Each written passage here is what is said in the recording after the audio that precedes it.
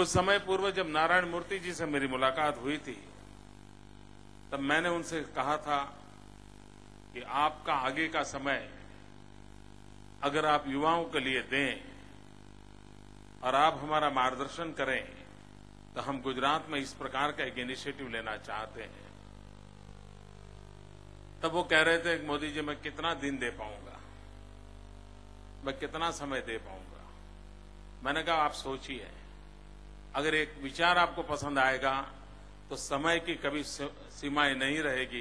ये इतना आपको पसंद आएगा कि लोग पूछेंगे कि अब आप गुजरात में ही रहोगे कि कहीं बाहर भी निकलोगे।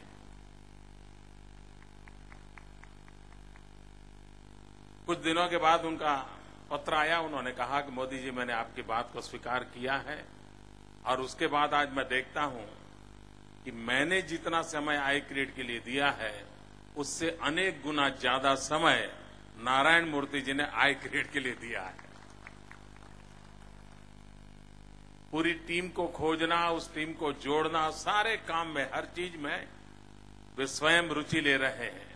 और इसलिए मेरा जो सपना था, मेरी जो आशा थी, और उनके प्रयत्नों के कारण मैं देख रहा हूं कि ये बहुत ही अच्छे ढंग से सफल होगा।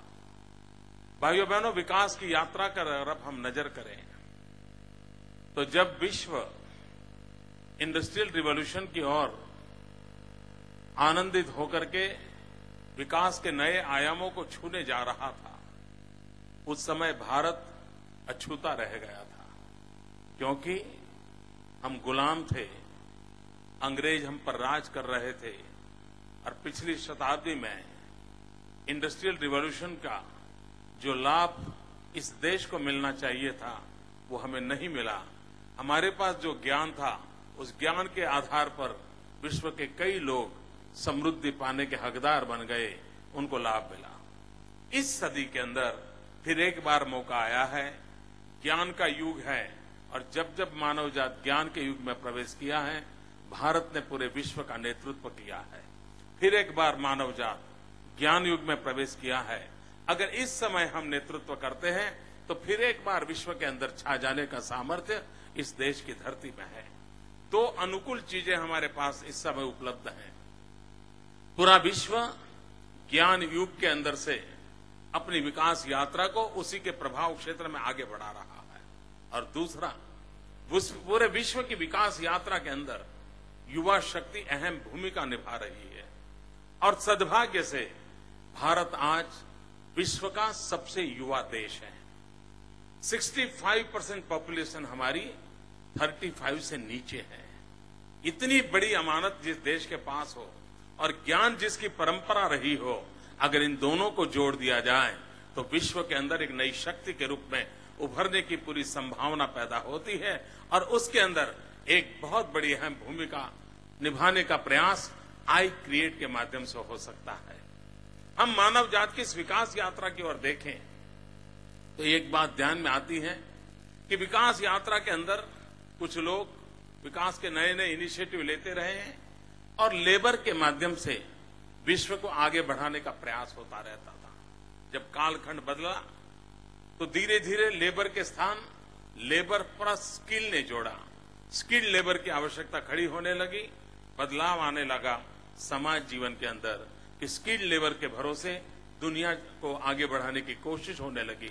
फिर एक और तबका आया जब मानव लेबर से आगे बढ़ा स्किल्ड लेबर की ओर, स्किल्ड लेबर से आगे बढ़ करके एंटरप्रेन्योरशिप ने उसमें हिस्सा जोड़ा, प्रोफेशनलिज्म ने उसके अंदर हिस्सा जोड़ा, और एक नया युग आया जिसके अंदर सिर्फ मजदूरी काम नहीं आती है, सिर्फ हुनर काम नहीं आता है, प्रोफेशनलिज्म की जरूरत होती है, एंटरप्रेन्योरशिप की जरूरत होती है।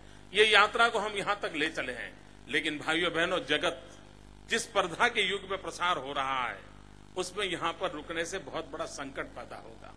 दुनिया यहां अगर रुक गई तो जो रुका है वो पीछे जाने वाला है, जो आगे बढ़ना चाहता है वो बहुत तेजी से आगे बढ़ता चला जाएगा। और उसके मूल के अंदर सबसे बड़ा कारण रहने वाला है, और जिस कारण की ओर हमें गंभीरता से हिंदुस्तान को सोचने की आवश्यकता है, और जिसमें सोचने की दिशा में गुजरात ने कुछ छोटा सा प्रयास प्रारंभ किया है। विश्व की स्पर्धा के युग में सिर्फ उन पहले वाले जो मैंने पहलू बताए उससे काम चलने वाला नहीं है। आवश्यकता रहेगी इनोवेशंस की, आवश्यकता रहेगी रिसर्च की, आवश्यकता रहेगी एक नए आयामों वाली दुनिया खड़ी करने की। और जो समाज जो देश रिसर्च पर बल देगा, जो समाज जो देश इनोवेशंस पर प्रोत्साहन देगा और इस इनोवेशंस के माध्यम से एक नए विश्व को नई चीजें देने के लिए जो इनिशिएटिव लेगा, वही इस स्पर्धा के युग में चलने वाला है। और इसलिए हमें अगर लंबे समय के लिए विकास की सोचना है तो हमें इनोवेशंस पर बल देना पड़ेगा।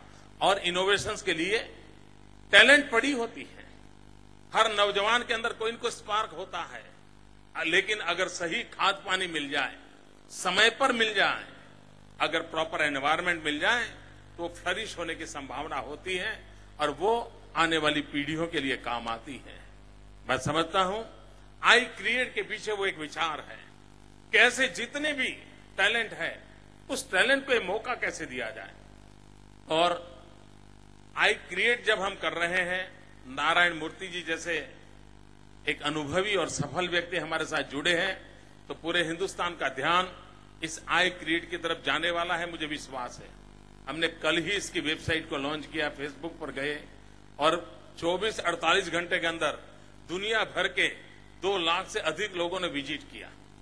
2 लाख से अधिक लोगों ने विजिट किया, क्योंकि इसका अपना एक महात्मा है। लोग उत्सुक है कि दुनिया कैसे बदल रही है उसको जानने के लिए, तो इसका महात्मा उससे ध्यान में आता है। लेकिन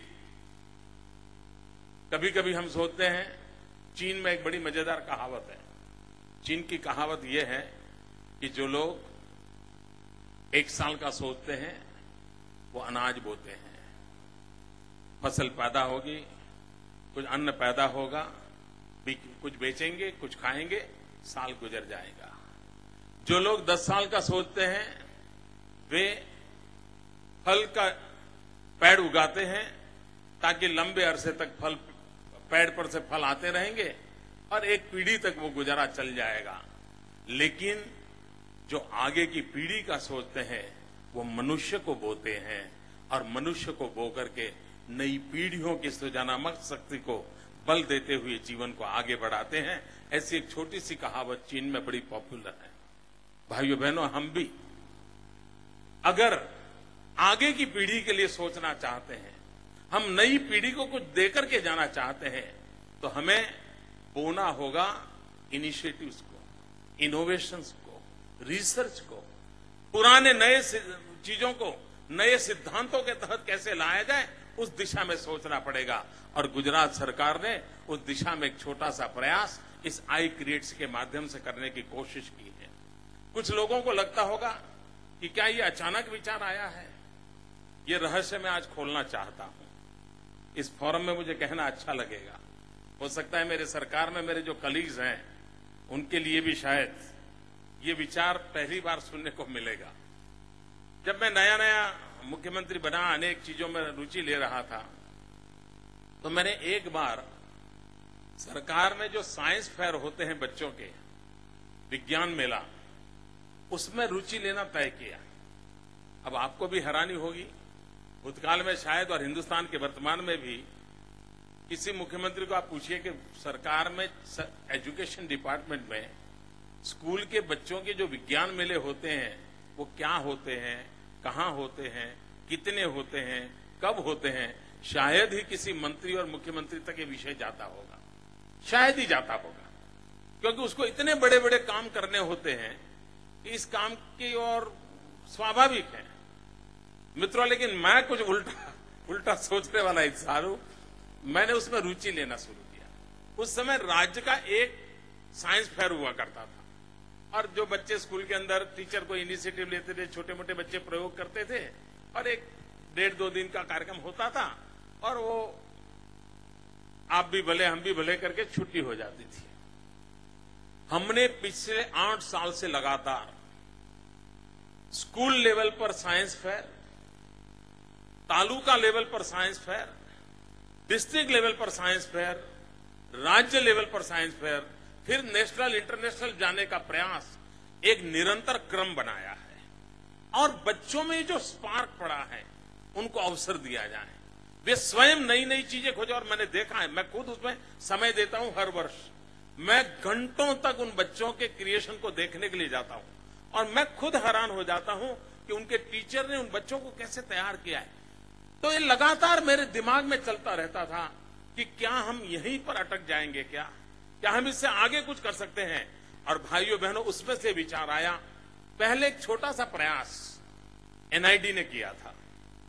एनआईडी ने इस प्रकार के इनोवेटिव टैलेंटेड बच्चों के लिए एक छोटा सा इंक्यूबेशन सेंटर एनआईडी में प्रारंभ किया था।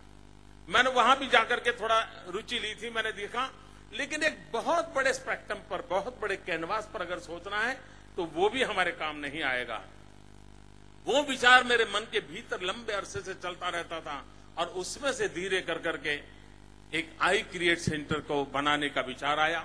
मैंने एक बार कुछ यूनिवर्सिटी के मित्रों को बुलाया था और उनके साथ मैंने पहली बार आज से करीब 1.5-2 साल पहले इस विचार की बड़ी विस्तार से चर्चा की थी कि क्यों न हम इस प्रकार का स्पार्क जिन बच्चों के अंदर पड़ा है, जो कुछ नया दे सकते हैं, वो पुराने ही नियमों को आधुनिक टेक्नोलॉजी के माध्यम से जोड़ करके कुछ कंट्रीब्यूट कर सकते हैं, हम क्यों नहीं देते हैं। मित्रों, आपको जानकर के खुशी होगी, मैं आज भी यूनिवर्सिटीज के कार्यक्रम में जाता हूं और किसी भी बच्चों ने इस प्रकार के इनोवेशंस के कोई प्रोजेक्ट किए हैं तो मैं स्पेशली उनके लिए समय देता हूं। और मैंने पब्लिकली घोषणा की है कि किसी भी यूनिवर्सिटी के स्टूडेंट्स अगर नेशनल लेवल पर इनाम लाई हुई उनके कोई भी प्रोजेक्ट होगा तो वो मेरे से समय मांगेंगे, मैं पूरा समय दूंगा और उनके प्रोजेक्ट को मैं खुद बैठ करके देखता हूं। बहुत सारे स्टूडेंट्स हैं जो मेरी चैम्बर में आते हैं, अपने प्रोजेक्ट लेकर के आते हैं और मैं बड़े चाव से देखता हूं। अभी मुझे बड़ौदा से कुछ बच्चे आए थे, उन्होंने नॉन स्टॉप ट्रेन का एक विषय निकाला है, किसी प्लेटफॉर्म पर ट्रेन खड़ी न रहे और फिर भी पैसेंजर उतरे भी और चढ़े भी। इतना बढ़िया प्रोजेक्ट उन्होंने बनाया था। वो लाए मेरे पास, मैंने उनको फिर बम्बार्डियर कंपनी के पास भेजा। मैंने कहा, देखिए भाई, इन बच्चों ने खोजा है, आप मेट्रो ट्रेन बना रहे हैं, इन बच्चों की टेक्नोलॉजी को समझिए। उन बच्चों, मैं नहीं जानता आज वो रियलाइज होगा या नहीं होगा, लेकिन बहुत से विषय है इसको हम कर सकते हैं। अब मैंने एक बार, ममता जी जब रेलवे मिनिस्टर थी, उनको मैंने एक चिट्ठी लिखी, ऐसे ही कुछ नौजवानों के साथ बातचीत करते करते विषय निकला था, हमारे गुजरात से नमक जाता है पूरे हिंदुस्तान में और रेलवे का जो वैगन होता है जिसकी खुद का वेट इतना ज्यादा होता है कि वो नमक बहुत कम ढो सकता है। मैंने कहा, लाइट वेट हम वैगन क्यों ना बनाए, और मैंने कहा फाइबर के क्यों ना बनाए, फाइबर के बना करके हम ज्यादा नमक क्यों ना ले जाए, ताकि नमक सस्ते से सस्ता गरीब से गरीब के दर पर पहुंचाया जा सकता है। खैर, उन्होंने बाद में उस पर चर्चा की, मेरी प्रधानमंत्री से बात हुई। आपको आश्चर्य होगा कि रेलवे का एक डिब्बा बनाने के लिए मैं प्रधानमंत्री तक पहुंचा और इस बार बजट में पहली बार गुजरात में एनआईडी को इस प्रकार का डिब्बा कैसे बन सकता है, इसकी योजना देने का काम आया है, बजट में घोषित किया है। मित्रों, कहने का तात्पर्य है कि हमारी पुरानी जो सोच है उसमें से बदलाव लाने के लिए बहुत नए इनोवेशंस की आवश्यकता होती है। छोटा छोटा बदलाव भी बहुत चीजों को बदल देता है और इस दिशा में हम काम करना चाहते थे।